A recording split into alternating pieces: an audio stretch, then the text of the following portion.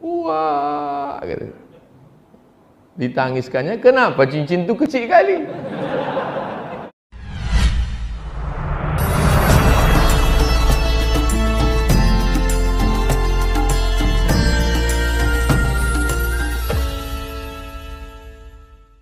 Assalamualaikum warahmatullahi wabarakatuh. Alhamdulillah wassalatu wassalamu ala Rasulillah wa ala alihi wa sahbihi wa man tabi'ahu wa mawalah. Ada 5 pertanyaan. Pertama, orang tua saya orang tidak mampu, ekonomi saya juga tidak baik. Mana yang saya dulukan? Istri atau orang tua? Laki-laki diberi warisan 2 kali lipat warisan perempuan. Lidzakari mithlu hadzil unsayain. Kenapa? Karena laki-laki menanggung nafkah dan laki-laki pula menanggung kehidupan biaya orang tua. Jadi kalau posisinya emaknya, ayahnya susah, lalu istri, anak juga tanggungan, mana yang didulukan? Tak ada yang didulukan, dikebelakangkan, karena lapar tak bisa ditunda.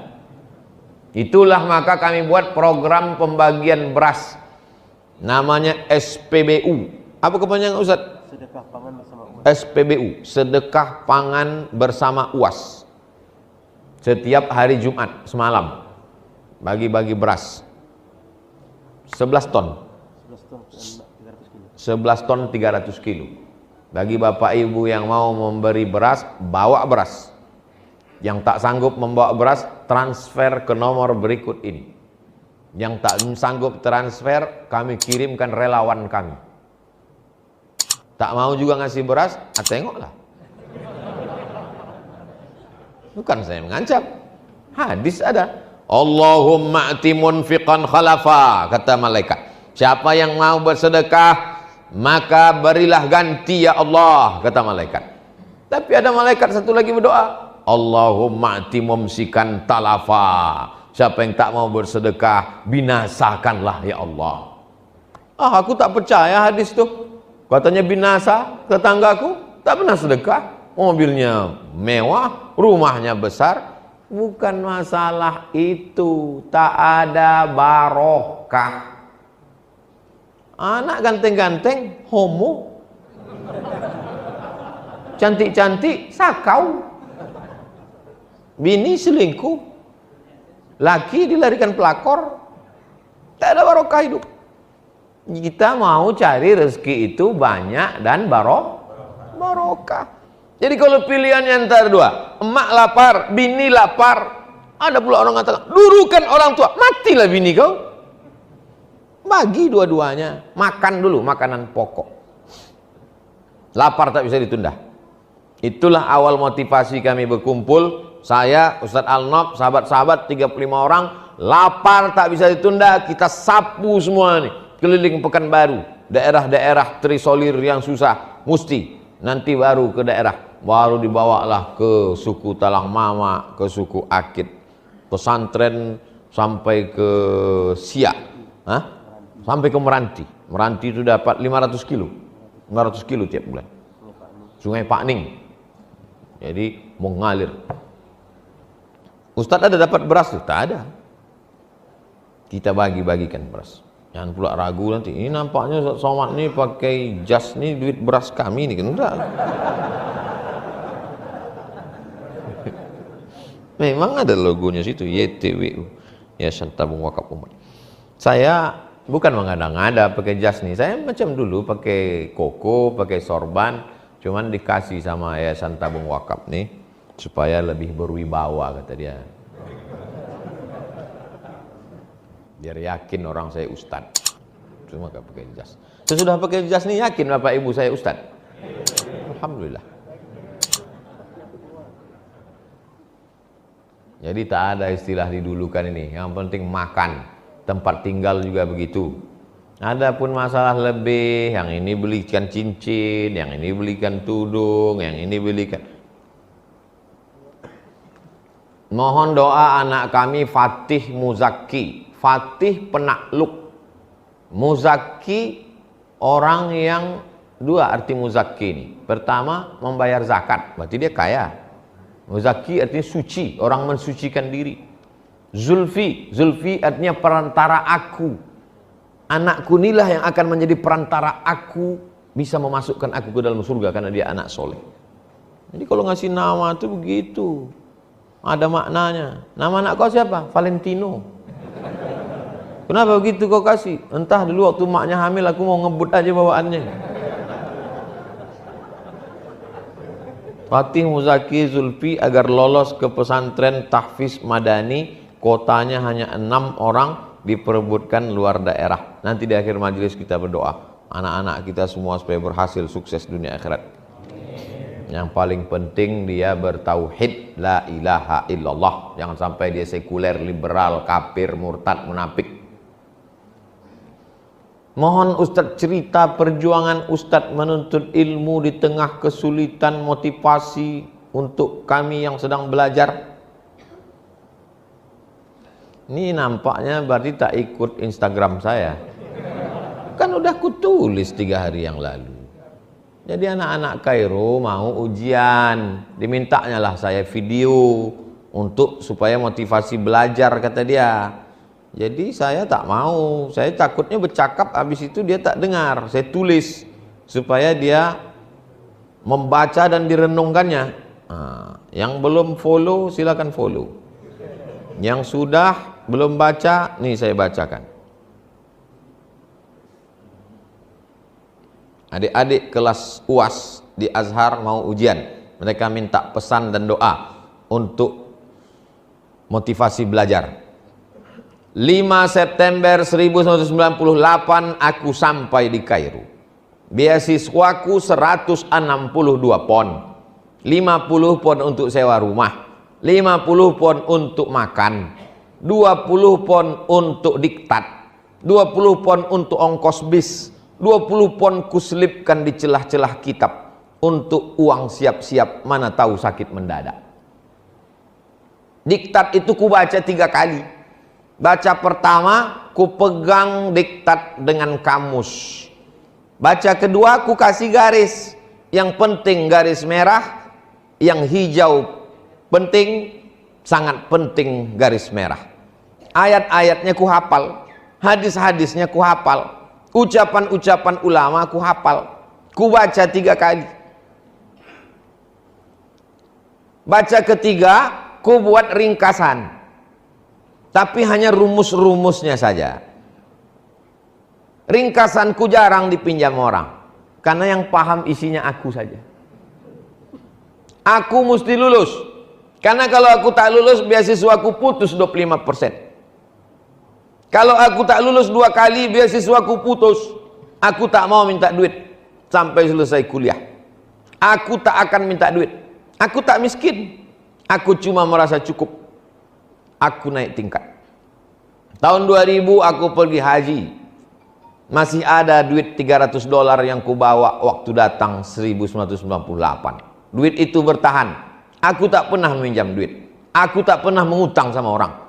Dipukul ombak, dihempas gelombang, aku sampai di Makkah. Di bawah hotel Hilton, aku jumpa seorang ustadz terkenal. Kusapa dia, hidungnya saja yang menyahut. Aku sakit hati. Itulah mengapa sekarang kalau aku jumpa orang, ku biarkan dia mengambil gambar, aku senyum dengan dia, ku ajak dia bicara, ku doakan untuk membalaskan sakit hatiku di masa lalu. Tak ada orang memberi aku nasihat. Aku menasihati diriku sendiri. Aku mesti selesai S1 4 tahun. Aku mesti selesai S2 2 tahun. Aku mesti nikah dengan duitku sendiri. Aku mesti S3 2 tahun. Aku mesti profesor. Orang yang membenciku, ku doakan umurnya panjang supaya dia melihat kesuksesanku. Datuk Sri Ulama Setia Negara, Kai Mangku Jaga Dilaga, Profesor Syekh Abdul Somad LCMA PhD, tinggal almarhum. Dah jelas. Tak juga kalian termotivasi pergi ke jembatan Leton.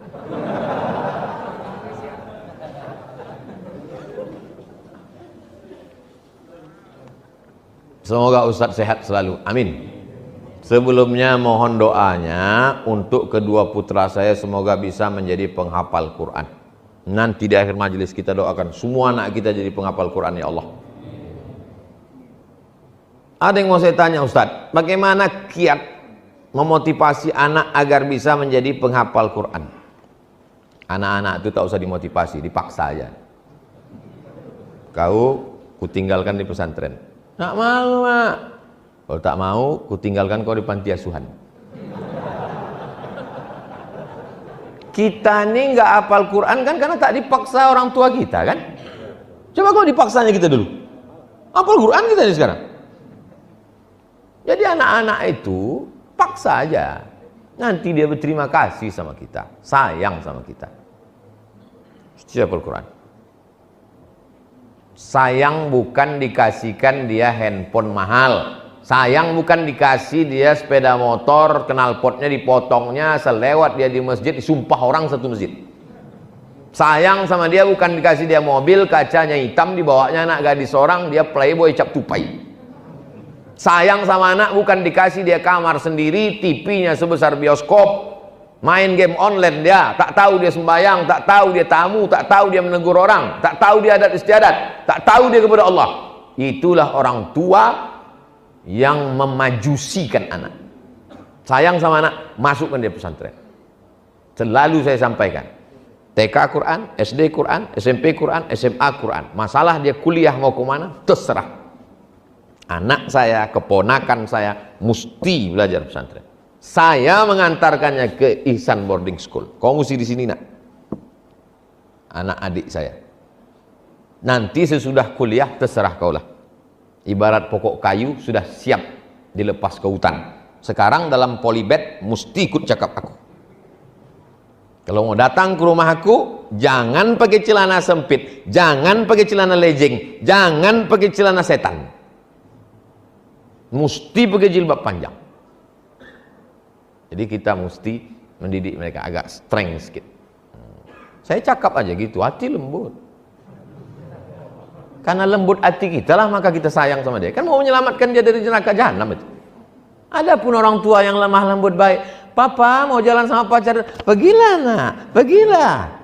Itulah yang membuat dia jadi hantu. Emaknya kuntilanak. Nama saya tak boleh menyebut nama, menjaga kode etik jurnalistik. Saya berniat untuk menikah. Bagus. Tapi kendala di biaya adat.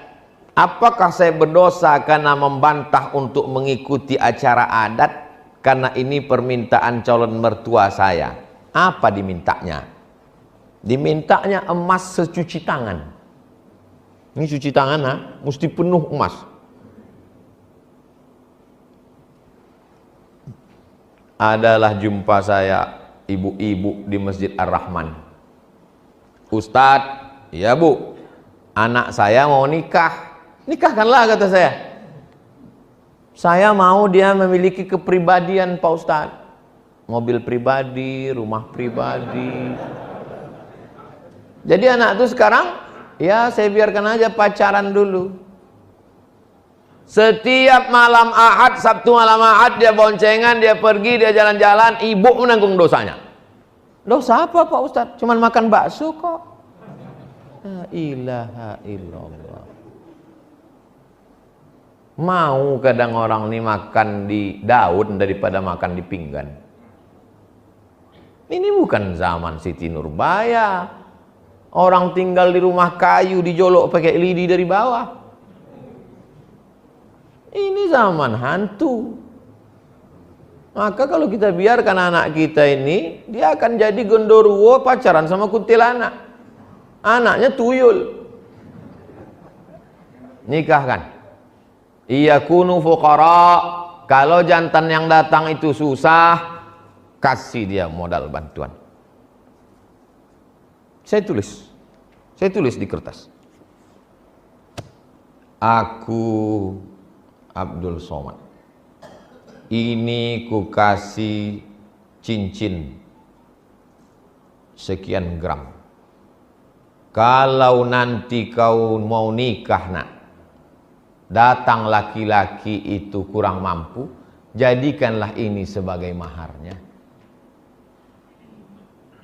Anak itu masih kecil lagi, beda saya.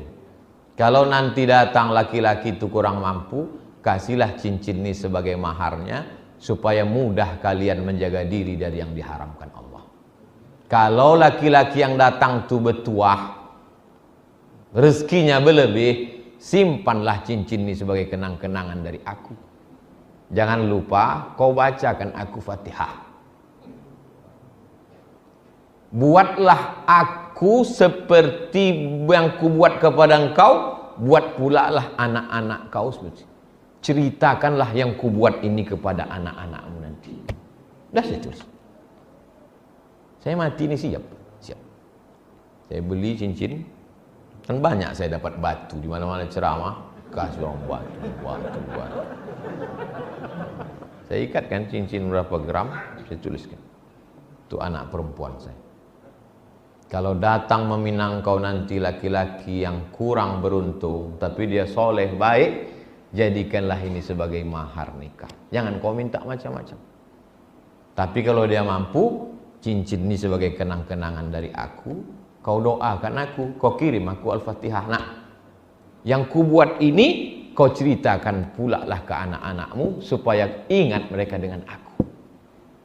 Ada, tapi belum saya kasih sekarang, nunggu saya mati. Jadi kalau saya mati, buka mereka, menangislah mereka menengok. Wah, gitu. Ditangiskannya, kenapa cincin itu kecil kali?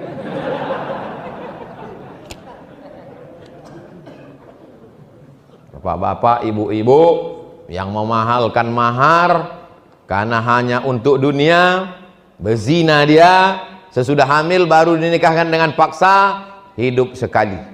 Buatlah berarti. Jangan sampai menyesal. Akad nikah yang mestinya sakral dan suci, disitulah kau mengamuk. Ku nikahkan engkau dengan anak mahar habis ni, jangan kau datang dengan ku sipakkan dari kepala kau. Ngamuk. Dah, anak-anak muda, balik dari sini kan siapkan. Mahar udah kuturunkan, udah standar. Sebelum mati bapak ibu ini berubah, majulah kalian. InsyaAllah Yayasan Tabung Wakaf akan membuat nikah masal nanti. Anak muda, kalian pinang. Jangan kalian minta bawakan pinang sama saya. Nanti saya diterima bapak ibu nih. Ala hazihi niyah wa kulli niyatin sholihah. Al-Fatihah. A'udzu billahi minasy syaithanir rajim. Bismillahirrahmanirrahim. Alhamdulillahi rabbil alamin. Ar-Rahmanir Rahim. Maliki yaumiddin. Iyyaka na'budu wa iyyaka nasta'in. Ihdinas siratal mustaqim. Siratal ladzina an'amta 'alaihim ghairil maghdubi 'alaihim waladdallin. Amin. Allahumma shalli ala sayyidina Muhammad wa ala ali sayyidina Muhammad. Assalamu alayka ya Rasulullah. Allahumma inna natawassalu alaihi wa sanassalu ilaika bisirril Fatihah. Kami mohon kepada engkau dengan kemuliaan surat Al-Fatihah, wa bijahi nabiyika Muhammad sallallahu alaihi wasallam, dengan kemuliaan Nabi Muhammad sallallahu alaihi wasallam, an taqdi hajatina, tunaikan segala hajat-hajat kami ya Allah, wa tuballigh maqasidana, sampaikan maksud-maksud niat baik kami ya Allah. Ya muyassir kulla asir, engkau memudahkan segala yang sulit, fayassir lana umurana umurud dunya wal akhirah, mudahkan urusan dunia urusan akhirat. Allahumma la sahla illa ma ja'altahu sahla wa anta taj'alul hazana idza syi'ta sahla. Allahumma ja'al abna'ana wa banatina min huffazil Qur'an wal hafizat, jadikan anak-anak kami menjadi para penghafal Quran. Allahumma faqihhum fid din, dalamkan ilmu agama mereka, wa 'allimhut ta'wil, ajarkan mereka pemahaman Quran yang benar. Allah maftah lahum futuhal arifin, bukakan pintu hati mereka untuk beramal soleh dengan ilmu yang sesuai ahlu sunnah wal jamaah ya Allah. Wahfazhum min kulli su' wa syar, jaga anak-anak kami dari segala perbuatan tercela. Allahumma dafa'anhumul ghala wal waba wal fahsya wal riba wal zina wal munkar. Selamatkan anak-anak kami dari riba, dari narkoba, dari zina, dari LGBT, dari perbuatan keji dan mungkar. Allahumma rzuqnal istiqamata ala syariatil gharra wa tariqatil bayda. Berikan kami istiqamah dalam agama yang benar ini ya Allah. Allahumma jma'na ma'al habibil mustafa fi jannatikal ula. Satukan kami dalam surga Jannatul Firdaus bersama Nabi Muhammad sallallahu alaihi wasallam. Allahumma khtim lana bi husnil khatimah wa la takhtim alaina bi su'il khatimah. Rabbana atina fid dunya hasanah wa fil akhirati hasanah wa qina adzabannar. Wa sallallahu ala sayyidina wa maulana Muhammad wa ala alihi wa sahbihi wa sallam walhamdulillahi rabbil alamin. Taqabbalallahu minkum minna wa minkum taqabbal ya karim. Terima kasih perhatian Bapak Ibu, mohon maaf segala silap, salah cakap, tak berkenan di hati dan lain sebagainya. Kita jaga